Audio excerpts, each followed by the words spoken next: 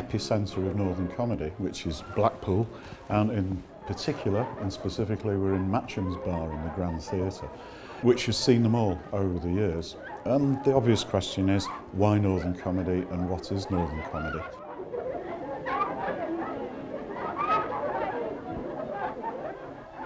It's kind of an invention of the 20th century because we don't know what happened before that. Also, comedy wasn't comedy until around about 1910. You had people who did funny musical numbers, but the idea of stand-up comedians and stage shows that had comedy, variety, music hall, was a relatively 20th century invention. And Blackpool, being the entertainment capital of the world, even bigger than Las Vegas, was the epicentre of this great explosion of Northern comedy.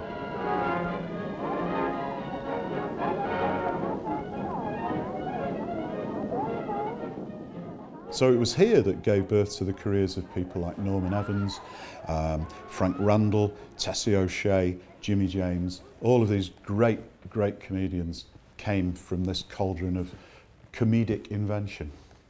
But what would you say was the essence of Lancashire humour in its heyday? Well, you see, there were so many Lancashire comics who, lots of Fred Walmsleys and names that now mean nothing, who were very, very basically funny men. Dave Morris is a very hysterically funny man, and Frank Randall is hysterically funny comic. And it's a drollness that they have. Of course, me being brought up in Liverpool, which is nearly Lancashire, because Liverpool's a country on its own, as you know. But we used to adore these fellas, and much more than we did the London comics, who occasionally came up our way.